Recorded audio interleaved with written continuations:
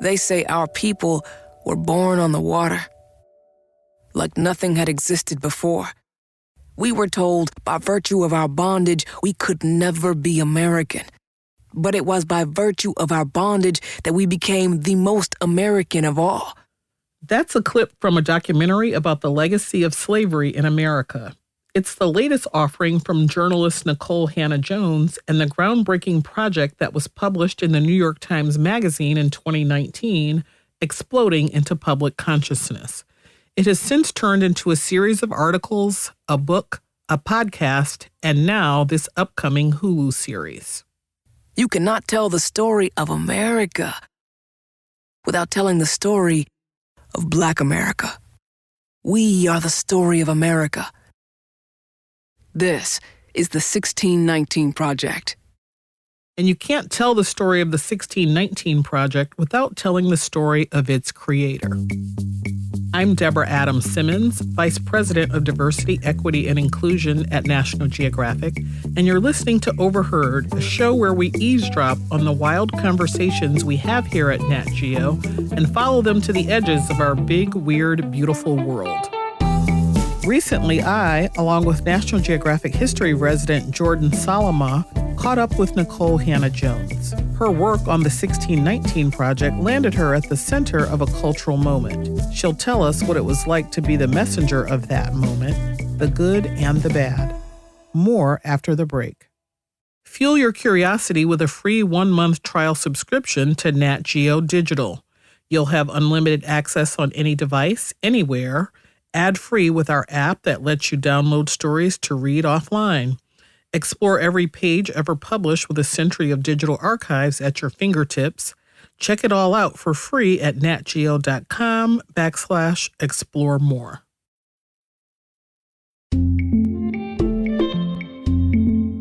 When the 1619 Project first came out, it got a ton of attention. And then once it went into the world, just the response of so many people who said, I never knew this history. I'd never been prodded to contemplate the way that slavery is foundational in shaping society today, because that's really what the project argues. It's not just saying, let's teach you about a history that happened a long time ago, but let's teach you how that slavery and its legacy is shaping America today in ways that we don't know. So once it published, we got contacted by a lot of publishers who said we should turn this into a book. And I really love the idea of that because, as you know, as a journalist, you don't often get a second bite of the apple, right? You put your best foot forward and then you have to move on to something else. So to be able to then take everything we'd learned, to think about the stories we wish we had more space and time to tell, to add more voices. We were able to really do that with the book. So you make an interesting point about getting a second bite at the apple, because that really doesn't happen. So what was it about your essay that you wanted to change? Was there something in the response the first time around that made you say, you know what, I want to revisit this part? Or was it something that you had been stewing on and thinking about that inspired that? Talk about that. So my original essay in the project is on democracy. And yes, I was very excited to be able to revise it, mostly because of all of the criticism and attacks that essay received, and particularly the attacks around an argument I make about the American Revolution, which is that in the Southern colonies, slavery played a major role in the white colonists in the South deciding they wanted to join the revolutionary effort. So I have been relentlessly attacked for that, as had the entire project.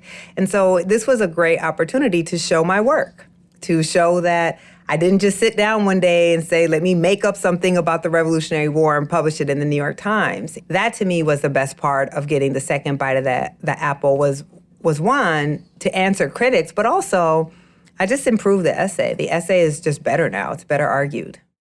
You know, I see students talking about the history of Black people in America in the way that I hadn't. Talk about how this is resonating with students and your vision for that. I am shocked when students know who I am, right? I'm just a journalist. Like most students, they have a lot of much more famous people to pay attention to, so that you could produce a text on slavery and its legacy, and students, and I mean at the high school level and the college level, are like, this book means so much to me. I'm realizing everything I wasn't taught, and I want to learn more because this is just the tip of the iceberg.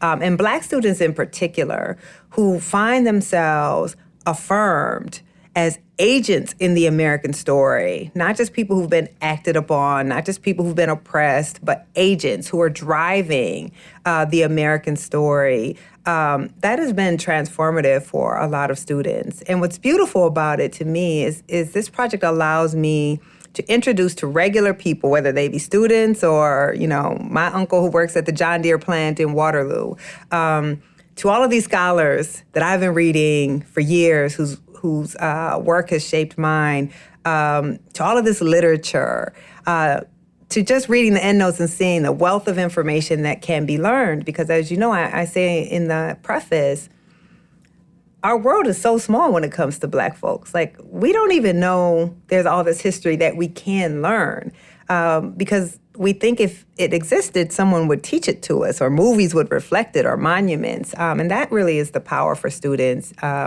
So I teach a 1619 class, and this semester all the students had to write their own 1619 essays. So they had to pick a subject that wasn't in the book, and show how modern America, this modern phenomenon, has been shaped. Oh my God! It was some of the most fulfilling things I could imagine. And I've thought a lot about my family back home in Waterloo, Iowa, who want this information. But, it's hard to sit through 10,000 word essays. And this just makes it so much more accessible to the regular folks that I want to reach with this message. So it's exciting and somewhat intimidating. My hometown a few years ago was named the worst place in America to be Black. And that says a lot for a city no one's ever heard of. It is a very hard place to be Black. And to see the success I've had by telling our stories means so much to my family personally. These are just humble folks who none of us expected that anyone from our clan would become what I've been able to become. And what's so important to me is people understand I didn't become this in spite of my community, but my community built me. My community gave me what I needed to be able to succeed. So I'm just, they're excited, I'm excited.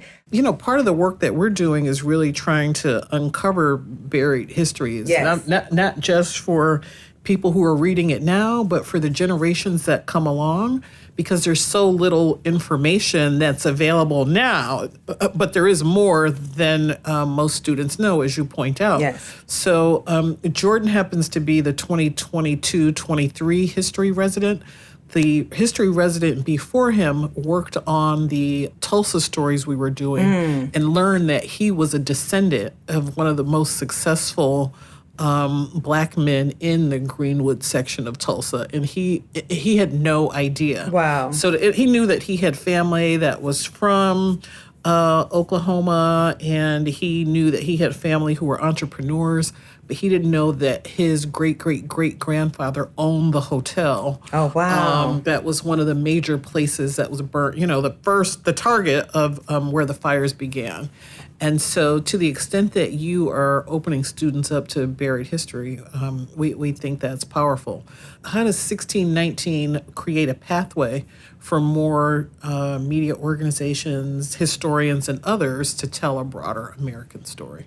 Yes, I think the power of the 1619 Project is it proves what many of us have always known, but that our editors don't often understand, is that if you put resources behind projects like this, and if you try to tell the truth unflinchingly, right? Like, our mandate was, and I said this from day one, if we're going to do this, we're not going to worry about the audience, how they feel, being palatable to them. We're going to produce the project we need to produce, and then what happens. But I believed that people would come to something that was evocative and not comforting. That wasn't the same narrative. So I hope it opens doors because it proves that when you do that, people will come to it. People want complexity. They want intelligence. They want something that explains a society in the way our reporting too often doesn't. So that's how I hope it will open doors. The same way I understood if this project wasn't successful, it would close doors. Because as Black journalists, we carry our community with us. It's never just about our own personal failings. It's always reflecting somehow on a broader community. But I also understood if it succeeded, it should have the opposite effect, which is, I would love to see a similar project done around Indigenous people, right? There are many ways we can tell these truths and broaden this understanding of America where we've all gotten such a narrow understanding that's so narrow as to be a lie. And what this project does, and what I hope it inspires other news organizations and other journalistic organizations, magazines to do, are explore those projects that are at the margins. This project speaks to the silences. We have this lens, but if you turn that lens just a little bit, there's so much going on that helps you see the bigger picture. So how did you sell the project, and how do you think timing has impacted the growth? Yeah, so people always assume it must have been a fight, but it really wasn't. I really am very lucky. I would say lucky, but also I worked to get here, so I don't want to say it's just luck. But I work for amazing bosses. I really do. I think the timing helped the initial project. Frankly, I've thought a lot about had the 400th anniversary fallen under the Obama administration, for instance, would people have been drawn to the project in the same way? I don't think so. I still think it's a great project, but that was when everyone wanted to believe we were post-racial, right? We had banished the legacy of slavery finally with the ascension of a Black man to the presidency. So why are we looking back and excavating that stuff? But then we follow the first Black president with a white nationalist president. And everyone has whiplash. Not Black people. I don't mean, we always knew what was up, right? But a lot of people, white people, and not just white people, but non-Black people, had this whiplash that they thought we had reached this post-racial mountaintop, and now we clearly aren't here. And so the project comes in the Trump administration, and despite my critics, I didn't plan the 400th anniversary under Trump. That's just the president who was in when we did the project. And so people who are trying to grapple with how does the same country produce these two things within that short period of time, I think we're looking for something, and the 1619 Project was helping to explain this country. And then, of course, we get the protests of 2020, the so-called racial reckoning, which has now spawned another racial reckoning in the opposite direction. And that, yes, that kept it alive, and frankly, Republicans have kept it alive.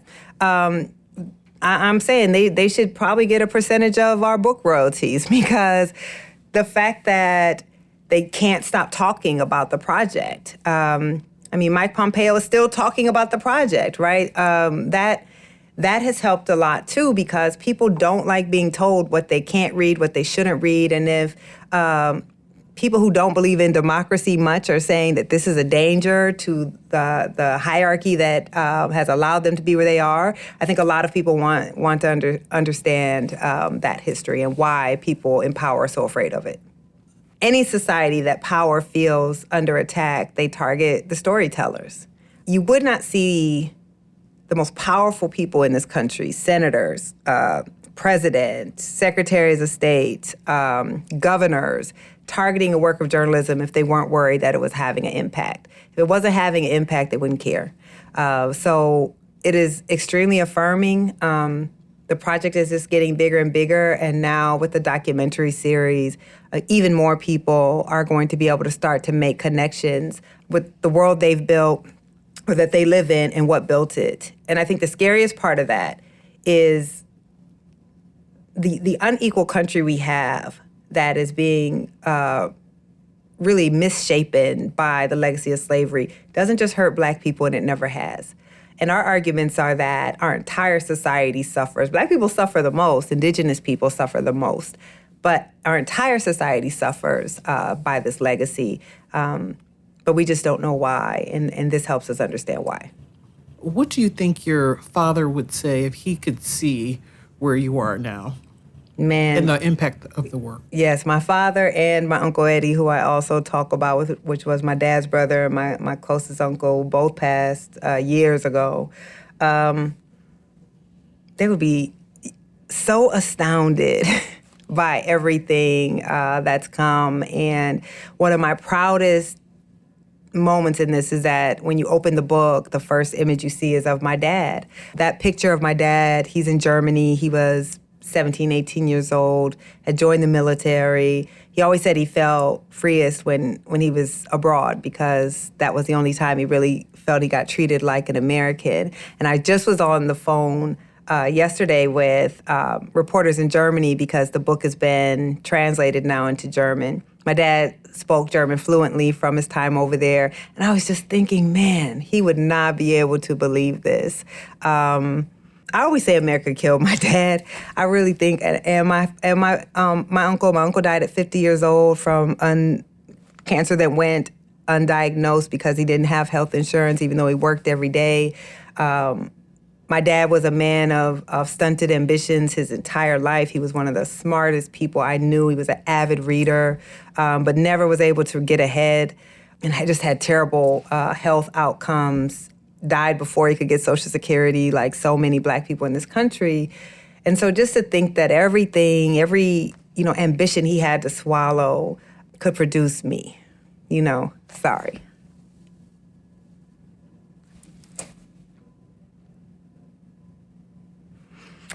Apologize. I just think I carry that with me all the time. Who am I doing this for? So, interestingly enough, part of the power of the docuseries is that so many Black children and Black families and Black aunts and uncles see themselves in your story. Yes.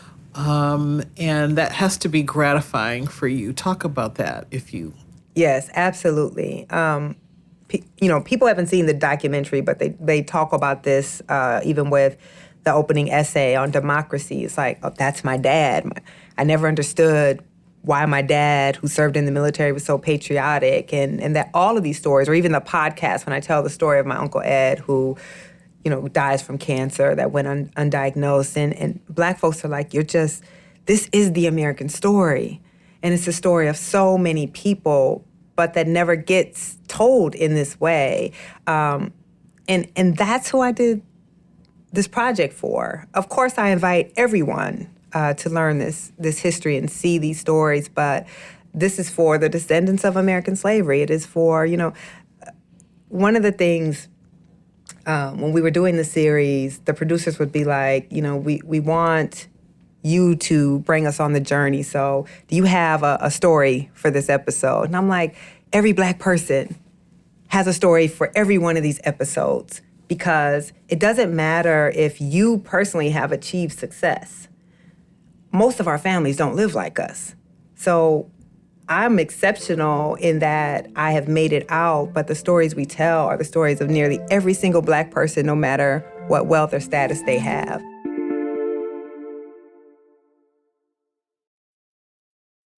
I was with a group of women who just were amazed that we were having this interview today because when they talk about you the way they talk about Kamala Harris. And so the question for you is, what's it like being in that rarefied air and holding this important place?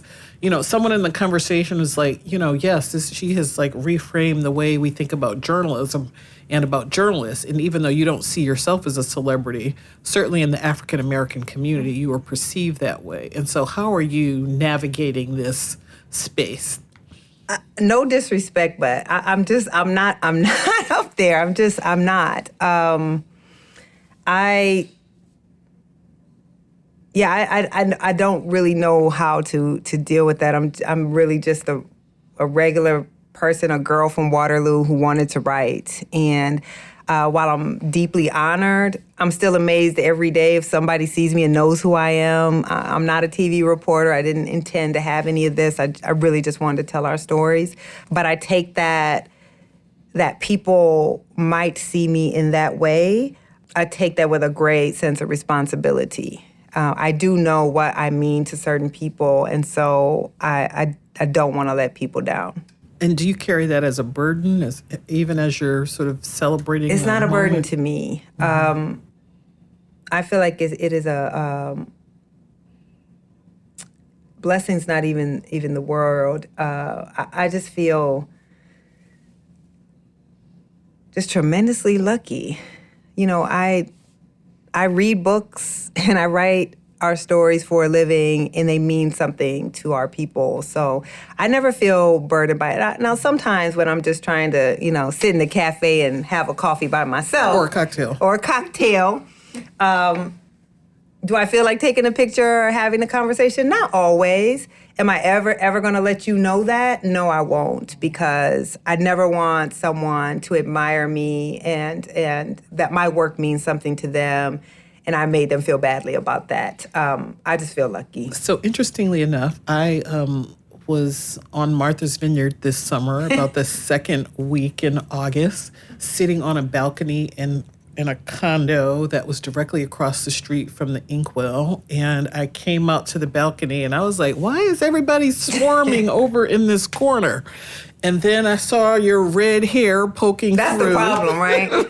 People are like, you must not mind it that bad because your hair is the brightest thing in any setting. And you were very gracious. And Yes. This crowd, as you know, because you were there, got bigger and bigger. And then you sort of moved on and the crowd moved on. And then the next morning, you were out there again. It seemed like you had this sort of 5 or 10 minute moment of solace watching the yoga people over here and the did you get in the water with the polar bears? Never. Okay, so it looked like you might have been watching the polar bears. I was. And you had this moment, and then the crowd showed up again, and I was like, so much for being on vacation, even if it wasn't vacation, even if you were giving a talk or what have you. And that those moments in the morning, those quiet moments seemed like they became the community's moments. And in that instance, it seemed like you belonged to the community. And so this is my last question, how do you sort of maintain self when you have become such a public figure and such a representative of not just yourself and your family, but really generations of African Americans who are trying to sort of reconnect with their history? I really like the way you put that. That's a beautiful way of putting it. I belong to the community because I can't think of a greater honor than that, really. And to be clear, that's not a normal experience. Martha's Vineyard is a particular type of Black folks, so they're much more apt to know me than just, I live in Black communities. I could walk down the street in my neighborhood any day. Most people don't have any idea who I am, which really keeps you grounded. But how does it feel? Most of the time, I'm able to go about my life like a regular person. And it almost always catches me off guard when people know who I am, and then I just feel really grateful because that means that the work means something to them. So I'm Nikole. Anybody who knows me, I'm Nikole no matter where I am, and I also do belong to the community. I think we all do. It's just what do we do with that belonging? If you like what you hear and you want to support more content like this, please rate and review us in your podcast app and consider a National Geographic subscription. That's the best way to support Overheard. Go to natgeo.com/explore more to subscribe. Be sure to watch the 1619 Project, premiering January 26th on Hulu, from Pulitzer Prize-winning journalist Nikole Hannah-Jones and Academy Award-winning director Roger Ross Williams. The 6-part documentary series is based on the groundbreaking New York Times Magazine issue, podcast, and award-winning book. It examines the legacy of slavery in America and explores how it has shaped nearly all aspects of our society today, from policing to music to capitalism and our democracy. The original New York Times Magazine 1619 project is so worth checking out. It features articles, photo essays, and more asserting that Black Americans created democracy in this country. And if you're an audio listener, which we know you are, you're in luck. The New York Times created a whole audio mini-series on the subject, exploring topics like Black land ownership and health disparities. National Geographic also has coverage of these issues. You can find links to all that and more right there in your show notes. This week's Overheard episode is produced by Ilana Strauss. Our producers include Kari Douglas. Our other senior producers are Jacob Pinter and Brian Gutierrez. Our senior editor is Eli Chen. Our manager of audio is Carla Wills, who edited this episode. Our executive producer of audio is Devar Ardelin. Our photo editor is Julie Howe. Ted Woods sound designed this episode, and Hansdale Sue composed our theme music. Special thanks to National Geographic history resident Jordan Salama. This podcast is a production of National Geographic Partners. Michael Tribble is the Director of Integrated Storytelling. Nathan Lump is National Geographic's Editor-in-Chief. And I'm your host, Debra Adams Simmons. Thanks for listening, and I'll see y'all next time.